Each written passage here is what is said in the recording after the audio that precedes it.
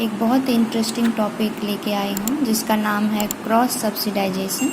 आज हम समझेंगे क्रॉस सब्सिडाइजेशन होता क्या है, बहुत ही सिंपल लैंग्वेज में और सिंपल एग्जांपल से।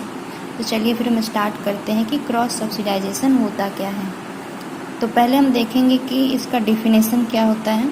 तो डेफिनेशन है इसका, cross subsidisation is the practice of charging higher price to one group of consumer to subsidize lower price for another group. This means that one group of customer is paying for the consumption of another customer.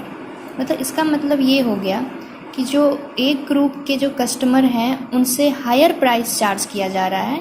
वो क्यों किया जा रहा है? Subsidise करने के लिए। Subsidise का मतलब होता है इकोनॉमिकली आप किसी को हेल्प करते हैं।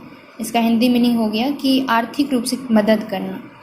तो सब्सिडाइज करने के लिए जो दूसरे ग्रुप के पीपल हैं उसको सब्सिडाइज करने के लिए, उसको कम पैसे में गुड्स एंड सर्विस प्रोवाइड कराने के लिए मतलब किया जा सके, जिसके लिए वो क्या करते हैं, पहले वाले ग्रुप से हायर प्राइस चार्ज किया जाता है।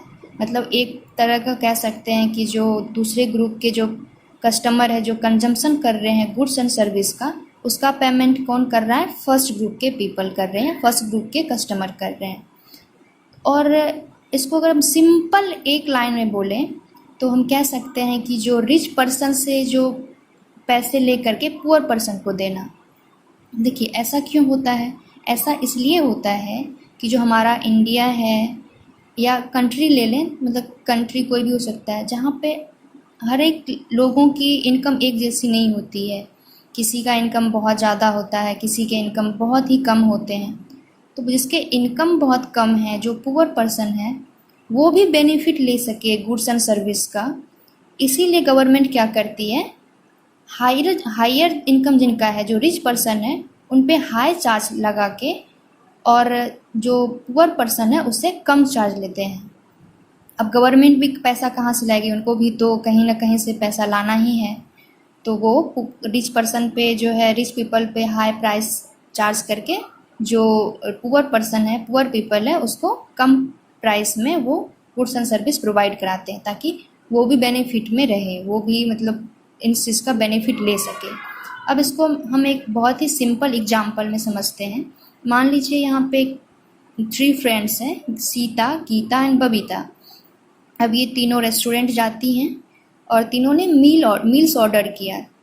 तो सीता ने जो मील्स ऑर्डर की उनकी प्राइस थी 30 रुपीज़, जो गीता ने किया उनकी प्राइस थी 35 रुपीज़, और जो बबीता ने ऑर्डर किया मील उसकी प्राइस थी 40 रुपीज़। अब इन तीनों को अगर हम ऐड करें तो इन तीनों को ऐड करने पर हमें 105 रुपीज़ होते हैं, और इक्वली डिवाइड करें तो 35 पर पर्सन मतलब उसकी कॉस्ट होती है। तो सीता ने 35 रुपीज़ पे किया और बबीता ने 35 रुपीज़ किया और गीता में भी 35 रुपीज़ पे किया। बट यहाँ पे आप अगर देखें तो सीता जो है वो 30 रुपीज़ का ही मील ऑर्डर की थी, बट वो 35 पे कर रही है, मतलब 5 रुपीज़ एक्स्ट्रा पे कर रही है। और गीता जो 35 का की थी वो तो 35 का कर ही रही है। और बबीता ने जो मील ऑर्डर किए थे 40 रुपीज़ की, वो 35 कर रही है, मतलब 5 रुपीज़ कम कर रही है। सीता यहाँ पे 5 रुपीज़ एक्स्ट्रा पे कर रही है और बबीता जो है वो 5 रुपीज़ कम कर रही है। मतलब यहाँ पे हम कह सकते हैं सीता क्या कर रही है, सब्सिडाइज कर रही है किसको? 5 रुपीज़ एक्स्ट्रा। किसके लिए? बबीता के लिए। मतलब यहाँ पे क्रॉस सब्सिडाइजेशन कह सकते हैं, क्रॉस सब्सिडाइज कर रही है।